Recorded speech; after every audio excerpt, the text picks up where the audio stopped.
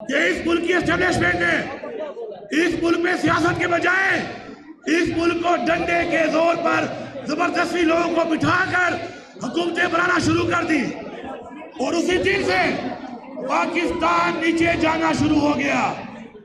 جس دن سے اس ملک میں اس ملک کے آئین کو توڑ کر ماشاءاللہ لگائے گئے، وہ ماشاءاللہ جس سے لوگوں کو زبردستی مسلط کیا گیا، تو پاکستان بجائے اوپر جانے کے نیچے جانا شروع ہو گیا۔ ذوالفقار علی بھٹو کو ایوارڈ دیا گیا۔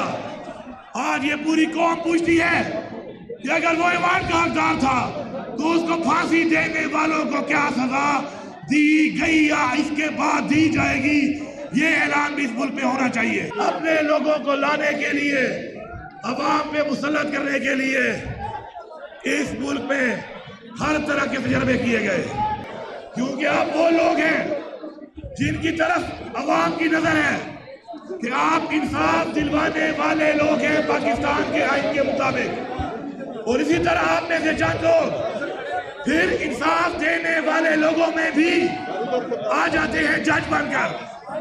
مگر افسوس یہ ہے کہ ہمارا انصاف کا نظام آج بہت پیچھے ہے۔ مدینہ کی ریاست کیا تھی؟ مدینہ کی ریاست انصاف کے اوپر قائم تھی۔ آج تک اس سے اچھی ریاست تاریخ میں نہیں ملتی، اور صرف رول آف لا تھا اور انصاف تھا۔ تو ہم یہ سمجھتے ہیں کہ جس ریاست کا ماڈل رول آف لا ہو، انصاف ہو، وہ دنیا کی بہترین ریاست ہوتی ہے۔ آج ہمارے ملک میں کیا ہو رہا ہے؟ آج ہمارے ملک میں پاکستان کی ایک تاریخ سے میں شروع کرتا ہوں کہ پاکستان کی تاریخ ہمارے آباء و اجداد نے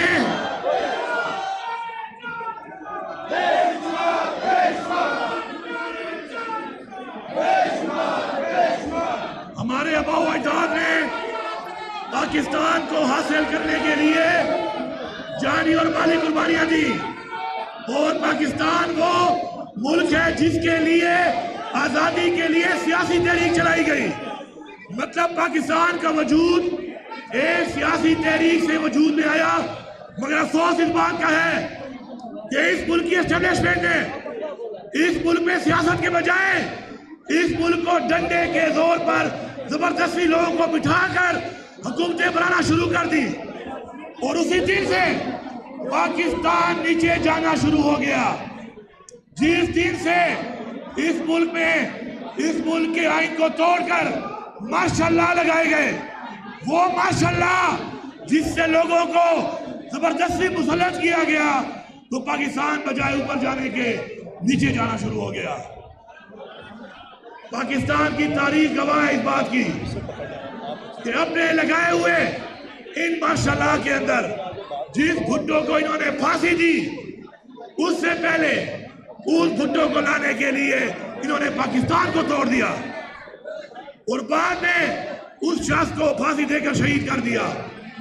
ابھی ہمارے ایوارڈ کی تقریب تھی پاکستان کے، ذوالفقار علی بھٹو کو ایوارڈ دیا گیا۔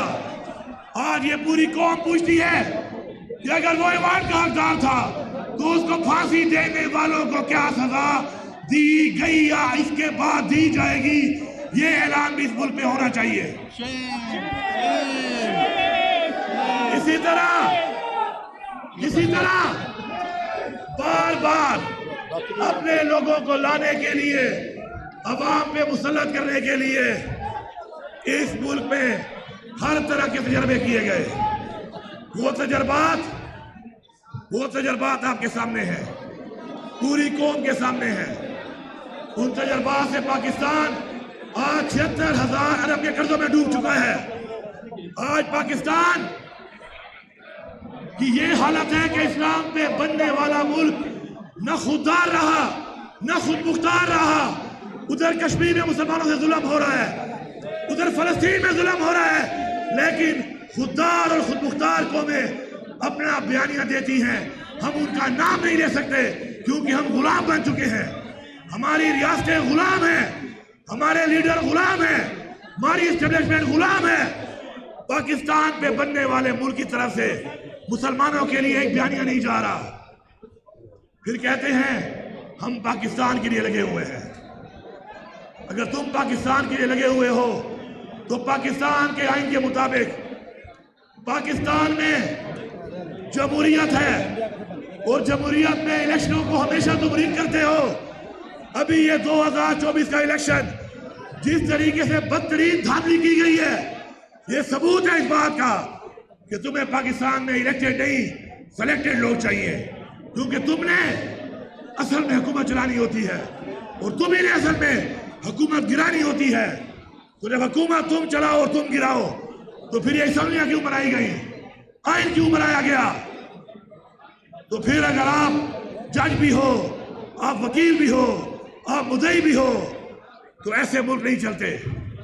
آج یہ وقت ہے کہ وہ عمران خان جو صرف اور صرف اس قوم کی بات کرتا ہے, مسلمانوں کی بات کرتا ہے, اسلام کی بات کرتا ہے, ناموس رسالت صلی اللہ علیہ وسلم کی بات کرتا ہے, آج وہ بے گناہ جیل میں ہے. کس کی وجہ سے؟ کیونکہ نظام کو خطرہ ہے, اس سے نظام کو خطرہ ہے. اور کیا خطرہ ہے؟ خطرہ یہ ہے کہ وہ پاکستان میں رول آف لا چاہتا ہے. اس کی ایک ڈیمانڈ ہے پاکستان میں قانون کی بالادستی, پاکستان میں آئین کی بالادستی, پاکستان میں انسانی حقوق اور پاکستان کی خود مختاری اور خودداری. کیونکہ ہماری اسٹیبلشمنٹ کو اور فیصلہ سازوں کو غلام چاہیے, لیڈر نہیں چاہیے. اس لیے یہ ایسے لوگوں کو مسلط کرتے ہیں جو ان کے جوتے پالش کریں. اگر جوتے پالش کرنے والے ہمارے فیصلے کریں گے, اگر جوتے پالش کرنے والے ہماری قوم کے فیصلے کریں گے تو ہم غلام ابن غلام بنیں گے, کبھی خوددار پاکستان کی وہ قوم نہیں بنیں گے جس کو بنانے کے لیے ہمارے ابائدان نے قربانیاں دی. عمران خان پھر بھی عمران خان کہتا ہے کہ پاکستان کے لیے میں مذاکرات کرنے کو تیار ہوں, اپنی ذات کے لیے نہیں, پاکستان کے لیے. کیونکہ اس کا مقصد کرسی نہیں ہے, اس کا مقصد وزیر اعظم بننا نہیں ہے, اس کا مقصد ایک خوددار, خود مختار اور آزاد قوم بنانا ہے. کب تک تم عمران خان کو اندر ڈالو گے؟ عوام کی آواز جن کے کانوں میں نہیں جا رہی, اس کا مطلب ہے کہ وہ عوام کے خیر خواہ نہیں ہے. آج 24 کروڑ عوام ایک لیڈر عمران خان کے ساتھ ہے, لیکن اس کی عوام کی آواز اگر فیصلہ سازوں کو, اسٹیبلشمنٹ کو نہیں جا رہی, اس کا مطلب ہے کہ یہ عوام کے ساتھ نہیں, اپنے ذاتی مفاد کے ساتھ ہے. ہم نے تحریک چلائی بحیثیت پولیٹیکل پارٹی, جب جلسہ کیا ہمیں روکا گیا, تشدد کیا گیا, ہماری لیڈرشپ جیلوں میں, ہمارے ورکر جیلوں میں, ہمارا لیڈر جیل میں, اس کی بیوی جیل میں. اور جب عوام نے فیصلہ کیا کہ ہم نکلیں گے اور انقلاب لائیں گے تو تم نے سیدھی گولیاں مار کے ہمارے 14 لوگ شہید کیے, 71 لوگوں کو تم نے گولیاں ماری, گولیوں سے زخمی کیا. تم چاہتے ہو کہ اس ملک میں, اگر تم چاہتے ہو کہ اس ملک میں اب جنگ ہو اور تمہیں جنگ کرنے کا شوق ہے تو ٹیکس کا پیسہ اس لیے دیا جاتا ہے کہ تم ہماری سرحدوں پہ جنگ کرو, اپنے لوگوں پہ جنگ کرنے کے لیے ٹیکس کا پیسہ نہیں دیا جا رہا. اور آج اگر بات آئی حق کی, سچ کی, امر بالمعروف کی, تو یہ قوم کا ہر بندہ نکلے گا اور یہ فیصلہ کرے گا کہ میں اپنے بچوں کو ایک غلام پاکستان میں نہیں رہنے دوں گا. اور وعدہ کریں, ہاتھ اٹھا کے سارے وعدہ کریں کہ جو کمیاں, جو محرومیاں ہم نے دیکھی, اپنے بچوں کے لیے ہم وہ پاکستان بنائیں گے, وہ پاکستان چھوڑیں گے کہ یہ محرومیاں ہمارے بچے نہ دیکھیں. اور عمران خان کا ساتھ دیں گے. کیوں عمران خان کا ساتھ دیں گے؟ کیونکہ عمران خان ہماری اور ہمارے بچوں کی اور ہماری قوم کی جنگ لڑ رہا ہے. انشاءاللہ یہ جنگ جاری ہے, یہ جنگ جاری ہے. یہ آواز تم نہیں دبا سکتے. تم جتنا دباؤ گے یہ ابھرے گی, تم دباؤ گے یہ ابھرے گی. کیونکہ جنون مرتا نہیں, جنون بڑھتا ہے. میں آپ سب کا شکریہ ادا کرتا ہوں. میں آپ سب کا شکریہ ادا کرتا ہوں. اور ایک بات میں کرنا چاہتا ہوں اپنی تحریک انصاف کو کہ کوئی بھی ایسی تنقید مت کرو جس تنقید سے تمہارے مقصد کو، تمہارے لیڈر کو نقصان پہنچے.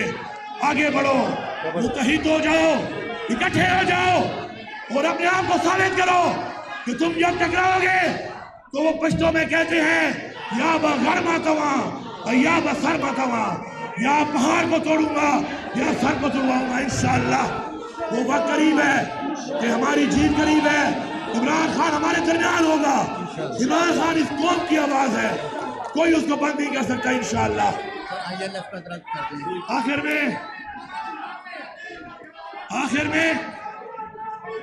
میں میں یہاں پر یہ اعلان کرتا ہوں کہ اس سے پہلے بھی یہ امپورٹڈ مسلط کی ہوئی فارم 47 کی حکومت رہے.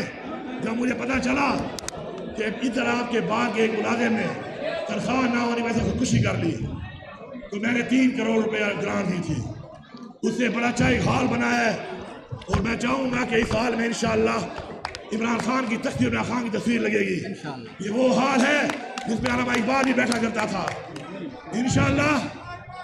انشاءاللہ میں آپ سے وعدہ کرتا ہوں کہ تحریک انصاف کی ایک صوبے میں جو حکومت ہے وہ پوری تحریک انصاف کی پوری پاکستان کے لوگوں کے لیے ہے. آپ کا یہ بار اور آپ کی جتنے اور بار ہیں جہاں جہاں پہ ہمارے انشاءاللہ ایل سے دور ہیں ان سب کو انشاءاللہ ہمارے پاس پیسہ بہت ہے. ہم نے کنٹرول کر کے کرپشن کو انشاءاللہ بہت پیسہ جمع کر لیا ہے. آج ماشاءاللہ ہم امیر ترین صوبہ ہیں پورے پاکستان کا، باوجود اس کے لیے کہ ہمارے علاقوں میں دہشت گردی بھی ہے، ان کی لائی ہوئی دہشت گردی ہے، ان کی وجہ سے ہے. تو میں آپ کے اس بار کے لیے 5 کروڑ روپے کا اعلان کرتا ہوں. آپ سب کا بہت شکریہ.